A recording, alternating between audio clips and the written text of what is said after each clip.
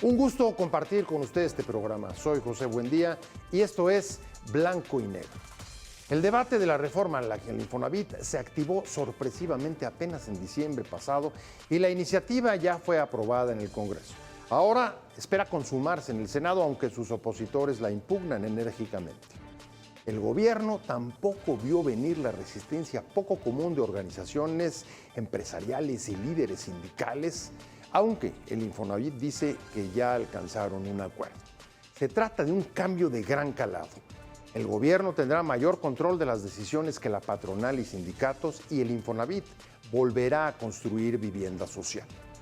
La presidenta Sheinbaum descarta riesgos y la impulsa para cumplir su promesa de construir 1 millón de viviendas con el patrimonio del Infonavit y atacar la corrupción a su interior. Aunque su deseo de destapar la cloaca no deriva en denuncias en tribunales para castigar a los culpables, menos contra anteriores directores que hoy militan en Morena, como Alejandro Murat. Es muy importante que el gobierno actúe para revertir el déficit y encarecimiento de la vivienda con una nueva oferta social asequible, pero preocupa que la nueva forma de gobierno genere incertidumbre por falta de suficientes mecanismos de supervisión y transparencia en el manejo de unos 350,000 millones para las edificaciones. ¿Hay riesgos para los fondos de los trabajadores? Aunque la vivienda es un derecho, ¿cuáles garantías de que no haya corrupción o se usen con fines electorales? ¿Su política de créditos realmente afectaba a los trabajadores con casas impagables? Esto es Blanco y Negro y comenzamos.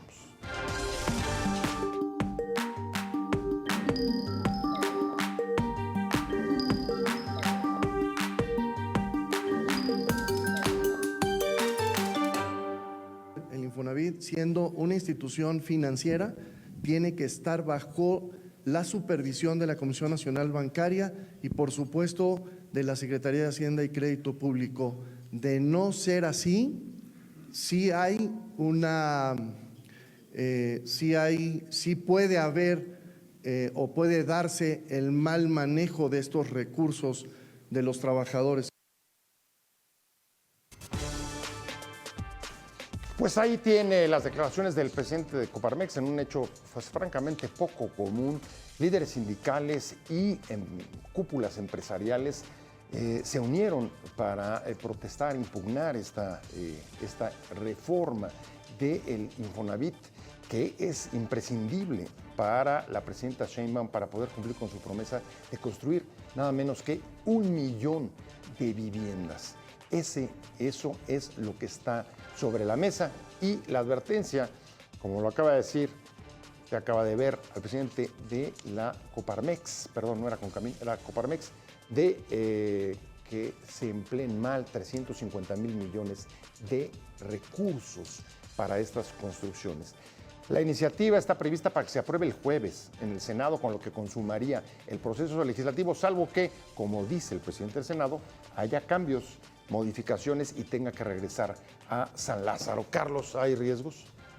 Yo no veo riesgos para los trabajadores, sobre todo desde la perspectiva de los trabajadores. Básicamente, y eso es un mensaje para todos los derechohabientes que tienen ahorros en el instituto, van a encontrar, además de las opciones que da el instituto, como los créditos, el retiro de las pensiones, que ocurre cada año, van a encontrar nuevas opciones que van a ser viviendas que haga el Infonavit para vender o rentar, ¿no? Entonces, básicamente, es un andamiaje que se construye desde hace muchos años. O sea, no me parece que sea una sorpresa, porque con el presidente López Obrador nos tocó hacer prácticamente 5 reformas a la ley del Infonavit que fueron preparando un camino para ir modificando su mandato y poder incidir mucho más fuerte en el tema de vivienda, ¿no? Estas iniciativas pasaron desde reformar la parte de crédito en 2020, reformar la parte de pensiones en 2024 con el tema del Fondo de Pensiones para el Bienestar. En 2023 se hizo una reforma que permite a los trabajadores aportar voluntariamente al Infonavit y poder acceder a un sistema financiero. Y en febrero de 2024, con el presidente López Obrador, presentamos en su momento la reforma constitucional al 123, que permite instaurar este sistema de vivienda, ¿no? Así lo establece la Constitución. Y este sistema de vivienda, si bien atiende únicamente a quienes cotizan en el instituto, porque está definido en el artículo 123, apartado A, da una posibilidad de que el Infonavit pueda ahora construir y rentar. 5 reformas, Silvia, no es poco, en un sexenio y empezando el de Sheinbaum, la sexta. Entiendo que un poco en el sentido que están hablando del riesgo, la incertidumbre sobre esos 350,000 millones que se dedicarían a las construcciones tiene que ver con la reforma al gobierno de la institución, en el que ahora la propuesta, hasta donde yo entiendo, es que cambiaría, digamos, la composición en el peso de las decisiones a favor del gobierno y lo que sindicatos y empresarios están cuestionando, lo veíamos hace un momento en el inserto, es la existencia de mecanismos suficientes de transparencia y de supervisión para asegurar que ese dinero se utilice bien en la construcción de las viviendas. ¿Ves tus riesgos ahí? Mira, yo dejaría justamente al representante de los sindicatos que está hoy aquí con nosotros este debate. Me parece un debate fundamental que ellos han dado a profundidad, pero yo preferiría, por la especialidad de nuestro trabajo, enfocarme en algo más, que es el hecho que hemos visto durante muchos años muchos trabajadores y trabajadoras, y yo también soy derechohabiente, digamos, con una serie de dificultades en el acceso a la vivienda. Se quería realmente llegar a la mayoría de los trabajadores posibles. Hemos visto que muchísimos no han logrado realmente hacerse de una vivienda. Entonces, cuando llegó esta propuesta de reforma el año pasado, las organizaciones que trabajamos el derecho a la vivienda adecuada dijimos, menos mal. ¿Por qué menos mal? O sea, la celebraron, la recibieron con aplauso. La celebramos, absolutamente la celebramos. Creemos que el hecho que se plantee nuevamente que el objetivo final sea concretar el derecho a la vivienda adecuada es un tema que nos tiene que alegrar. ¿Desde cuándo había dejado de construir vivienda social en Infonavit? Desde 92. 92. O sea, estamos hablando casi 30 años. Sí, 30 años. Y mira, 30 años sin construir vivienda social en este país. Bueno, y se asustan luego por las rentas. Exacto, mira, aquí se está planteando de volver a construir, lo que nos parece importante porque cuando el sector privado construye, obviamente entran en la lógica una serie de otros factores. El primero es la ganancia. Entonces, por esto hemos visto mini viviendas construidas en muy mal lugares que la gente no quiere porque la gente la ha abandonado. Entonces, eso me parece un tema fundamental. El segundo es la posibilidad de ofrecer también vivienda de renta social asequible, que quiere decir adecuada al nivel de ingreso. Eso es otro elemento que nosotros saludamos inmediatamente apenas llegó la reforma. Yo sé que hay muchas otras cuestiones que mirar, que concretar, que desglosar, pero finalmente el Infonavit estuvo construyendo, decíamos, mala vivienda lejana que se abandonó. Y recientemente la presidenta también planteó todos los problemas relacionados con los desalojos que se estaban dando, la red de corrupción, en fin. Simplemente para terminar esta primera intervención decir, no es casual que desde el 92 no estuviera construyendo, porque si bien con algunas diferencias, las políticas de ajuste estructural que se implantaron desde entonces han hecho que en toda América Latina se cambiara a un modelo de construcción de vivienda mercantilizado. Ahorita regresamos a este tema que me parece fundamental y nada más antes de ir con Rafael, decirte, entonces tú estás tranquila con los cambios a la forma de gobierno. ¿Te parece que no se altera la supervisión ni la transparencia del manejo de los recursos? ¿Estás tranquila? ¿A ti te convence? Yo estoy tranquila, pero repito, me parece que se han escuchado muchas voces que son más adecuadas, digamos, para este tipo de debate que nosotros, que no estamos sentados adentro, digamos, de los órganos de gobierno. Bueno, pues por alusiones, Rafael, por alusiones, como dicen en el Parlamento, no le puedes sacar el bulto a este asunto. Cuéntame. Muchas gracias. A ver, ¿sí están en riesgo? ¿Hay falta de supervisión, falta de mecanismos de transparencia? ¿Tú cotizas en el Infonavit? Sí, gracias, José. ¿No tienes temor de que se use el recurso? Venimos a través de un proceso desde el año pasado que se empezaron a hacer foros de debate a la reforma de la ley de la vivienda. Ajá. En su momento, llegó el momento hasta en que incluso el exdirector general del Infonavit dijo que ya estaba completo todo el tema del andamiaje de la vivienda. Hoy hay una nueva visión con nuestra presidenta Claudia Sheinbaum, y empieza a trabajar esta nueva reforma y nosotros empezamos a tener atención en lo que ellos estaban proponiendo, cómo se estaba proponiendo y creemos en este momento, a cómo está presentado, al menos el artículo 42.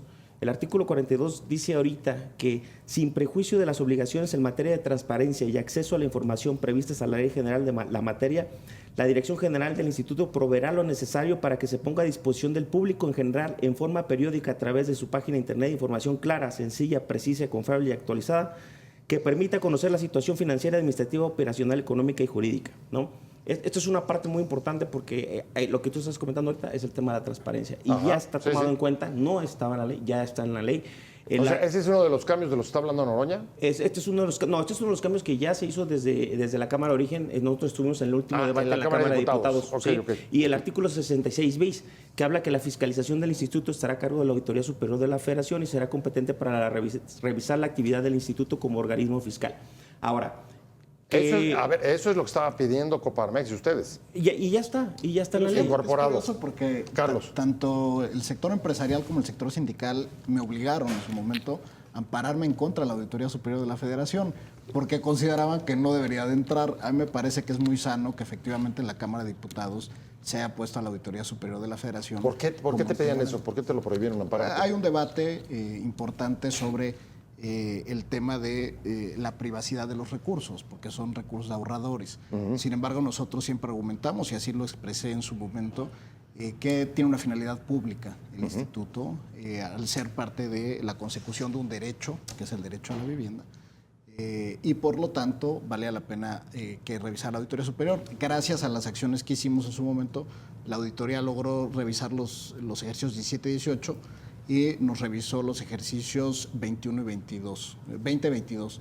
Entonces, digamos, o sea, ya hay experiencia de lo que hoy se está poniendo en la ley. Y ahora se está poniendo en la ley. Me parece que es muy, muy importante porque da estas garantías de transparencia. Ahorita voy contigo, Silvia, pero regreso por alusiones. A ver, eso, ¿por qué en su momento el rechazo? ¿Te parece que era pertinente y hoy se acepte? El debate de ese momento estribaba principalmente, esencialmente, en que el dinero es de los trabajadores, que no había dinero público dentro del Infonavit.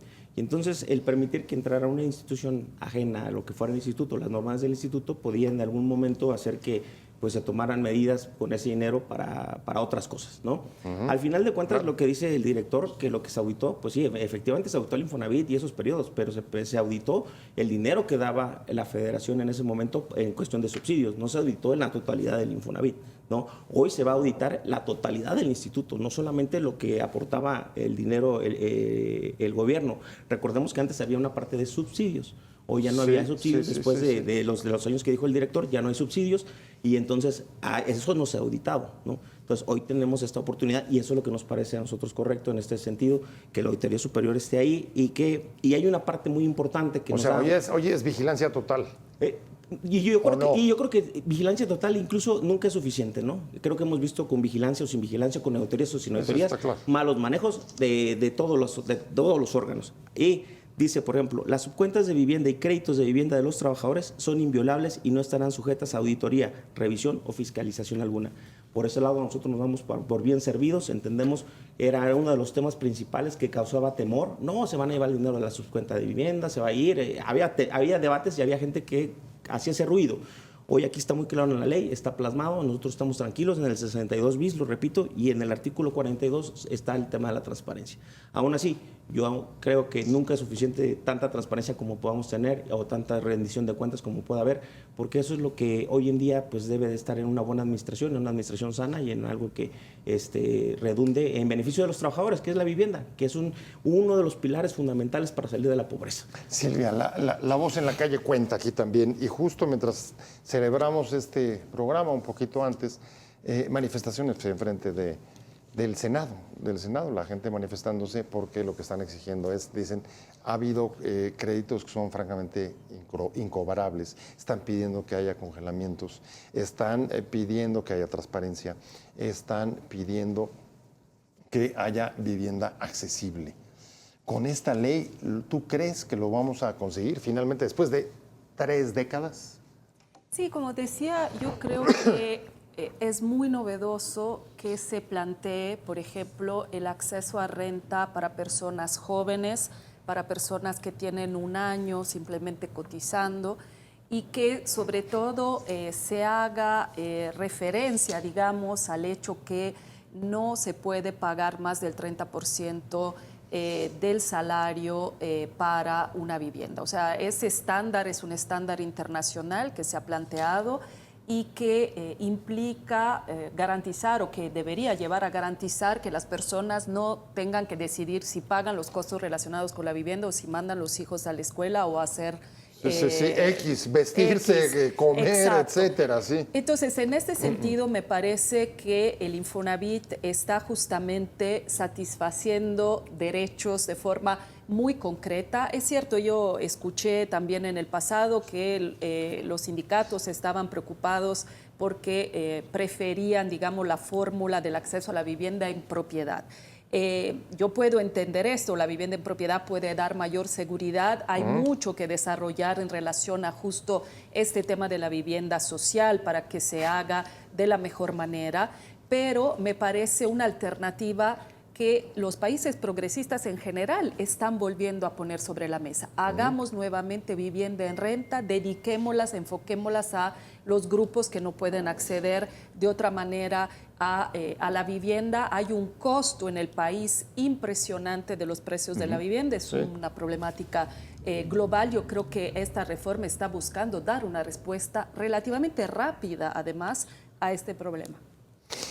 Decía hace un momento Rafael, decía, a ver, durante tu gestión, al final, después de 5 reformas, me imagino que era lógico, que decías, bueno, ya se acabó, ya no necesitamos más reforma. Y apenas entre el sexenio siguiente viene una reforma que casi está implicando un giro de, pues no quiero decir de 180 grados, pero bastante amplio. Y la pregunta es, a ver, ¿por qué ya no se necesitaba hace un par de años? ¿Y por qué ahora, no sé si sea lo que acaba de decir Silvia, este cambio global, problemática del encarecimiento de la vivienda a nivel global, esté forzándolo, aunque fue uno de los compromisos de Sheinbaum de campaña? Bueno, fue una de las cosas que se presentaron con el presidente López Obrador en febrero de 2024. Y ahí era parte de, insisto, una consecución de reformas que se venían dando al instituto. Y por eso se plantea un cambio constitucional donde se introduce el término de renta social, que es un término novedoso para la legislación del país y que permite precisamente, como lo decía Silvia, tener una posibilidad de rentar siendo propietario del instituto. Tú le rentas al Infonavit utilizando tu cuenta de vivienda como garantía, generando ¿Se flujos. acumula, perdón que haga esa interrupción, lo que vas pagando de renta se puede acumular para luego para comprar? después comprar, una vez que tienes los recursos suficientes para ejecutar la compra-venta? Se hace sobre todo para personas que no pueden acceder en ese momento a tener un monto acumulado de ahorro para poder comprar. O sea, es algo que es efectivamente una respuesta a algo que veníamos viendo. O sea, la renta sirve como un poco como de enganche, Pues ir sí, construyendo el ir enganche. construyendo la propiedad a través de la renta social. Y viene con una respuesta que partía de lo que pasó post pandemia. Y eso pasó en todo el mundo, se paró la construcción de vivienda y luego pasaste un periodo de afectación a todas las cadenas de suministro y de materiales que encareció los precios de construcción. Tenías una parte de especulación financiera que ocurrió en todo el mundo con los fondos de inversión. Y por otro lado, tenías tasas de interés altísimas derivados de la inflación. Eso hacía que cada construcción o cada unidad que salía al mercado fuera exorbitante para cualquiera que quisiera comprar. Se hizo un esfuerzo en su momento, con la reforma de 2020, de bajar las tasas de interés. Incluso se prestaba a 3% a quien ganaba el salario mínimo por parte del instituto. Pero era cierto que se venía de una época en que se prestaba en salarios mínimos, ¿no? O sea, ahorita justamente hay un congelamiento de créditos que hizo el actual director del Infonavit. Nosotros logramos convertir 1,5 millones de créditos a pesos para también congelar el deslizamiento anual, etcétera. Pero justamente responde a esa problemática de costos y permitir el acceso a la vivienda y volver a impulsar la construcción de vivienda. O sea, un poco para sintetizarle al público, incremento del precio de las rentas, incremento de las tasas de interés, pérdida del poder adquisitivo. Todo esto te lleva a vivienda prohibitiva. ¿Cierto? Y escasez de suelo, que además la escasez de suelo es un boomerang que sucedió. Tuvimos una expansión enorme de vivienda entre el año 2000 y 2010, que las ciudades se expandieron 6 veces mientras la población creció 2 veces. Y eso hace que el suelo cada vez sea más escaso, pues porque se expandieron indebidamente las ciudades en lugar de apostarle a la densidad de las ciudades. Entonces hay menos suelo disponible para la construcción. Voy a un corte y regreso contigo, Rafael. Me quedé justo contigo en la siguiente pregunta. Déjame ir rápido con un corte que me están pidiendo. Estamos en blanco y negro. Regresamos en un minuto. Quédese con nosotros. Seguimos.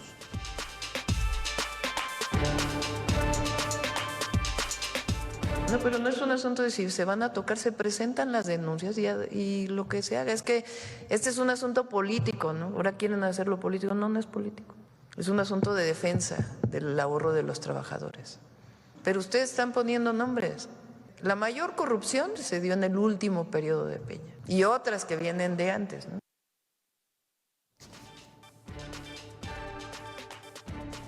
Estamos de regreso en blanco y negro y sí, en efecto, acaba de ver el inserto de la presidenta Sheinbaum. No es nuevo las denuncias de corrupción, de operaciones irregulares en el Infonavit. Incluso hoy el presidente del Senado decía que era urgente o que urgía legislar, sacar adelante la reforma, justamente porque decía hay créditos y porcentajes del salario mínimo que no se están manejando adecuadamente. ¿Cómo ves, Rafa? ¿Qué opinas? Porque lo que me preocupa, ¿sabes qué es? Que todas estas denuncias que hemos escuchado, prácticamente no tenemos ningún proceso abierto en tribunales. Ahorita seguramente Carlos me va a corregir, pero por lo pronto no recuerdo yo de todas las denuncias que se han hecho, incluso algunas que hizo él. Se han venido haciendo denuncias, incluso hay gente todavía pagando ya condenas por haber hecho este tipo de actos de corrupción.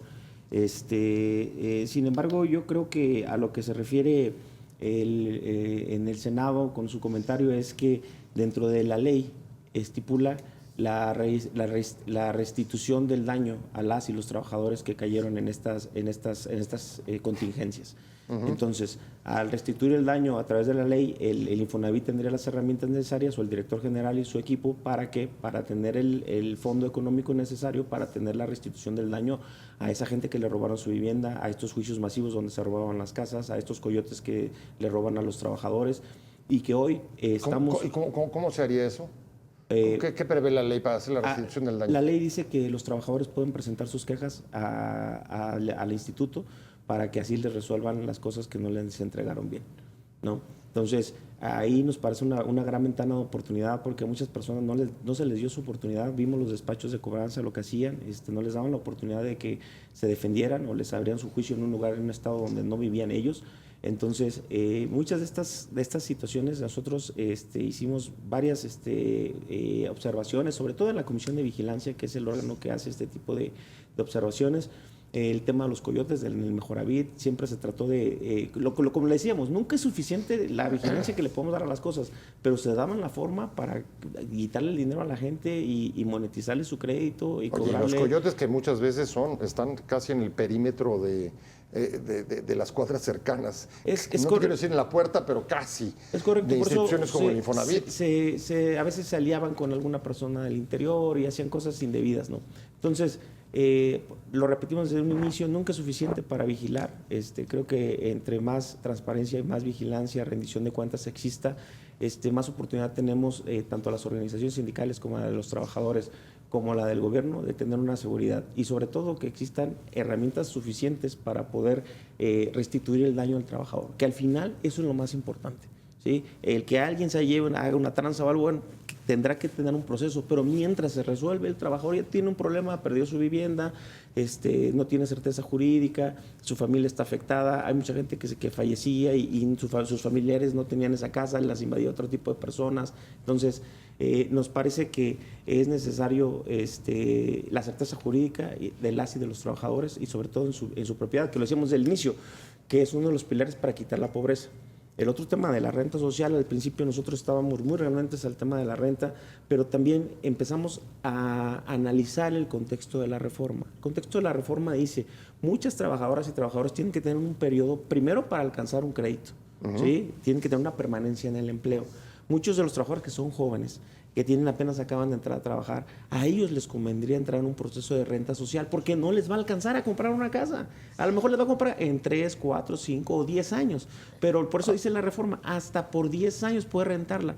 Porque decían, no, pero es que es mucho tiempo que la renta. Tal vez sí es mucho tiempo que la renta, pero para construir un patrimonio a lo mejor en 10 años logran tener ese dinero. Y como todo eso se va a ir juntando, va a poder tener en 10 años la oportunidad de comprar esa vivienda. O sea, ¿sí? es una forma de caja de ahorro. Si lo tienes en 2 años, Sí. pues cómprala, ¿verdad? Porque no está limitado. Pero al principio no estaba, me parecía, suficientemente bien explicado, suficientemente bien platicado, sobre todo que estos foros han servido para explicarlos exactamente cómo van a operar estos programas, ¿no?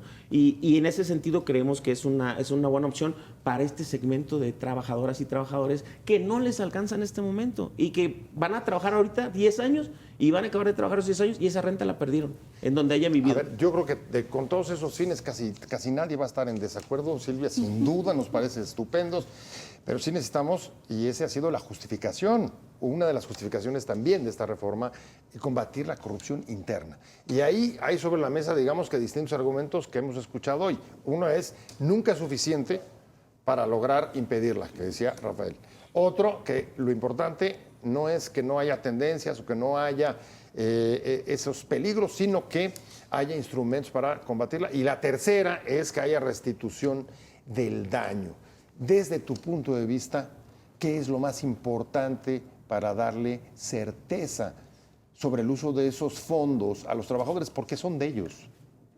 Sí, no, seguramente ese es un tema que las nuevas modificaciones yo creo que atienden. Entonces, en ese sentido, cuando me preguntabas, ¿estarías segura con tus ahorros, digamos, en la caja del Infonavit? Sí, por también estos cambios. Yo creo que, como siempre, cuando se dialoga, se construye, se pueden mejorar las propuestas, las iniciativas y obviamente habrá que evaluarla una vez que se ponga en marcha. Yo sí creo que de todas formas que lo que ha pasado hace muy poco, si no me equivoco, se han evidenciado 380,000 situaciones de desalojos que se han llevado a cabo en estos últimos años justamente por esta red de corrupción. El desalojo por falta de pago, digamos, es una justificante, ¿no? Si una persona no paga, pues desafortunadamente en cualquier tipo de relación puede justificarse un desalojo. El problema es que aquí se ha identificado una corrupción muy seria. Hemos tenido el 98% de los casos, y hay una publicación reciente de un jurista que trabaja el tema del Infonavit, que es Alejandro Díaz, que dice casi todos los juicios frente a los tribunales venían decididos a favor del Infonavit sin considerar el derecho a la vivienda adecuada de las personas desalojadas ni alternativas a estas personas que como cartas marcadas, pues, ¿quieres decir? Sí, además porque, y esto pasa un poco en todo el país, no solo en caso de juicios promovidos por el Infonavit, desafortunadamente tenemos muchas personas que viven los desalojos en rebeldía. ¿Qué quiere decir? No se defienden. Les llega la notificación y no pudieron realmente hacer nada. Y esto fue posible gracias, desafortunadamente, a una red de corrupción que yo realmente espero que salga a la luz y que podamos ver gente donde tiene que estar, digamos, en la cárcel si es necesario, lo que sea necesario, por aprovecharse de la situación de los trabajadores. Pero otra cuestión que quizás pudiéramos dialogar ahora es un tema que ha salido, por lo que decía Carlos Martínez, el tema del suelo. El tema del suelo es un tema fundamental para que realmente podamos abaratar los costos de la vivienda, que es lo que la reforma también está planteando. Entonces yo creo que realmente es uno de los temas centrales. Hay muchos otros que hemos puesto ahora sobre la mesa en esta conversación, pero ¿dónde se va a construir esta nueva vivienda que realmente satisfaga el derecho a la vivienda, que sea bien ubicada, que no siga siendo, digamos, vivienda gueto, ¿no? Una vivienda lejana de todo. Bueno, pues, perdón que te interrumpa, pero solamente pienso en esas construcciones que había, no estoy seguro más si fueran en el Infonavit o no, en la carretera a Pachuca, y eran unas cosas horribles, además cerca de Cuernavaca, en todos lados. Deshabitadas, la gente no podía vivir ahí, no tenía ninguna clase de servicio cerca.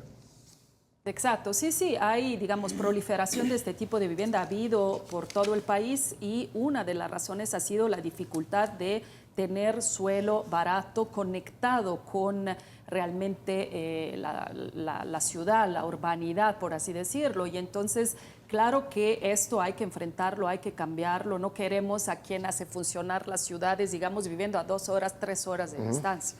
Sí, totalmente.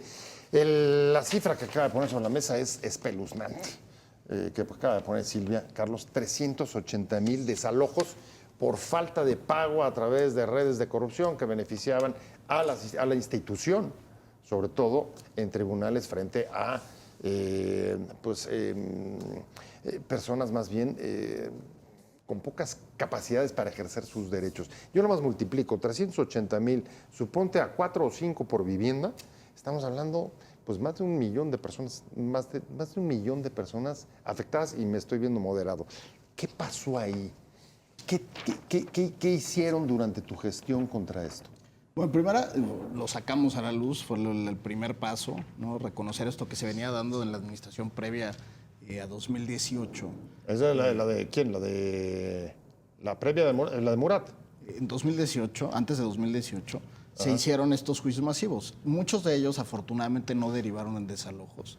Eso es importante. Se generaron estos juicios masivos, y cuando llega el presidente López Obrador, suspende los desalojos. Fue una de las cosas que lo dijo en las plazas públicas, y que fue un compromiso que se hizo. Entonces se detiene el proceso jurídico de las cosas, y en el caso había 2 estados particulares que los presentó ahora el director general, que tienen que ver con Coahuila y Nayarit, donde había contubernio con el Poder Judicial. Incluso en el caso de Nayarit, pues todos los jueces involucrados terminaron en la cárcel, exfuncionarios del instituto, notarios, evaluadores, o sea...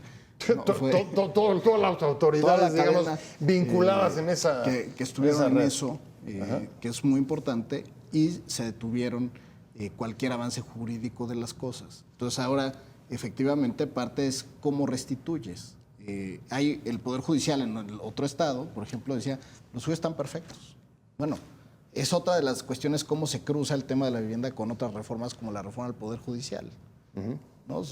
Porque por más mal que uno pueda pensar porque están mal estos juicios, pues el Poder Judicial los reconoce, tienes un tema de debate, ¿no? Un tema de derechos en pugna, o aparentemente eso. Entonces, separa todo esto, y lo que se apuesta, y es creo que lo que se ha venido haciendo, es evitar a toda costa judicializar los casos. Y por otro lado, se hizo una reforma muy importante al sistema o al Código Nacional de Procedimientos Civiles. No sé si recordarás que se hizo toda una reforma y se incluye un capítulo del proceso civil hipotecario. Y en el proceso civil hipotecario del nuevo Código de Procedimientos, que ya entró en vigor en la Ciudad de México el año pasado, precisamente se establece, la especialidad de tribunales en materia de vivienda, que es muy importante para que el juez tenga sensibilidad sobre el derecho a la vivienda, porque es un derecho humano fundamental.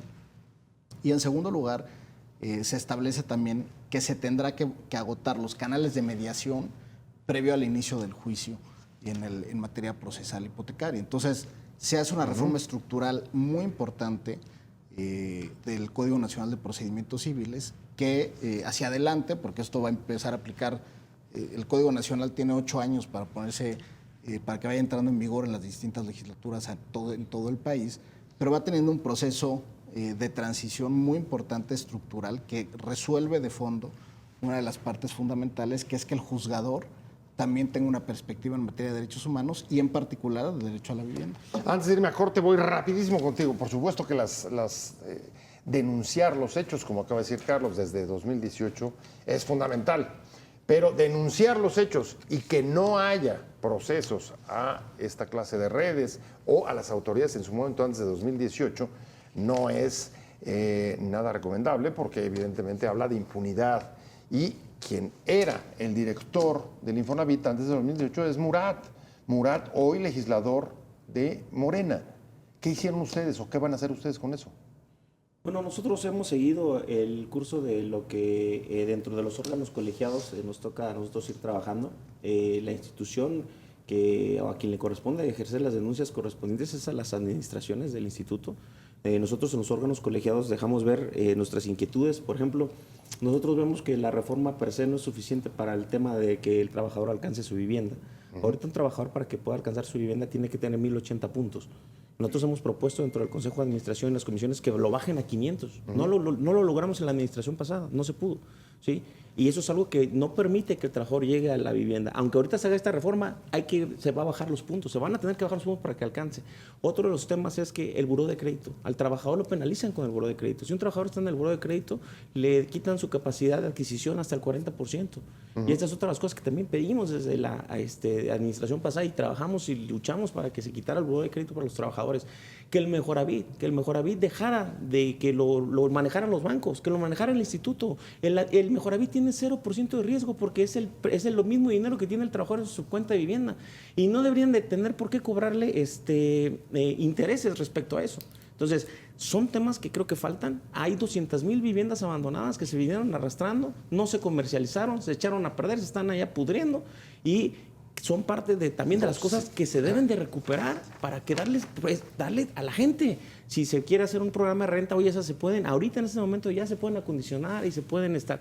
El gran problema es que ya muchas de estas están vandalizadas, están invadidas y tienen otro tipo de situaciones. 200,000 viviendas en esas condiciones. Me voy a una pausa rapidísimo. Regresamos, estamos aquí en Blanco y Negro y cuando regresemos, pues vamos a ver entonces cuál es la perspectiva o sobre la aprobación de esta reforma al Infonavit, la sexta en los últimos 6 o 7 años. Estamos en Blanco y Negro, regresamos.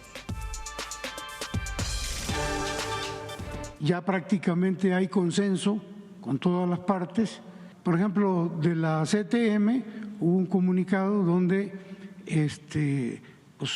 están de acuerdo con la reforma. El siguiente comunicado es el de la CROC. Lo mismo, la Confederación de la Cámara Nacional de Comercio, Servicios y Turismo, lo mismo. Y finalmente, la Cámara Nacional de la Industria de Desarrollo y Promoción de Vivienda. En fin, se muestran también de acuerdo con esto. Entonces, vemos que hay mayoría, que ya hay consenso. Estamos de vuelta aquí en Blanco y Negro. Muchas gracias por seguir con nosotros y como acaba de escuchar del director del Infonavit, hay humo blanco, hay acuerdo entre los trabajadores, los líderes sindicales y las organizaciones empresariales, aunque hasta hoy mismo, le puedo confirmar, han seguido las pláticas, las reuniones y las observaciones a la iniciativa que debe de aprobar en todo caso el Senado y que si modifica tendrá que regresar a San Lázaro. Tengo que empezar con Rafa porque viene de las pláticas para que nos ponga en antecedentes y nos cuente últimas noticias. ¿Sí hay acuerdo o no hay acuerdo?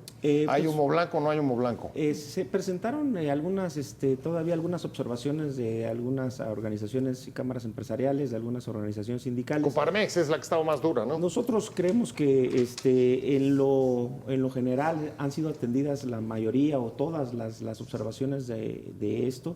Me parecen temas menores. Por ejemplo, ellos argumentaban que dentro del el artículo 2 no manejaban personas trabajadoras derechohabientes.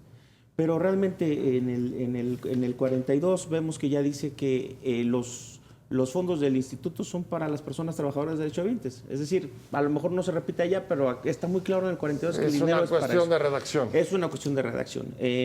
Otra de las cosas que estaban hablando ahí era el tema de la Asamblea General, que debía tener más facultades, sobre todo en el tema de decisión y fiscalización. Pero pues me parece que todo eso se hace en el Consejo de Administración. El Consejo de Administración debate, hace ese trabajo y lo manda a la Asamblea. Si hubiera alguna situación que no estuviera de acuerdo en el Consejo, pues la Asamblea lo puede regresar, ¿no? Es que los órganos son colegiados, son deliberativos, pero son independientes. Entonces, déjame quedarme en ese punto porque necesito ir con Carlos. A ver, de casi todo lo que hemos planteado aquí, lo que es menos claro para mí es la relación que tiene con modificar la forma de gobierno de la institución, es decir, el peso de las decisiones, que ahora tendría mayor voto en el Consejo el gobierno respecto de la patronal y de los sindicatos, dado que el Infonavit es un órgano tripartita?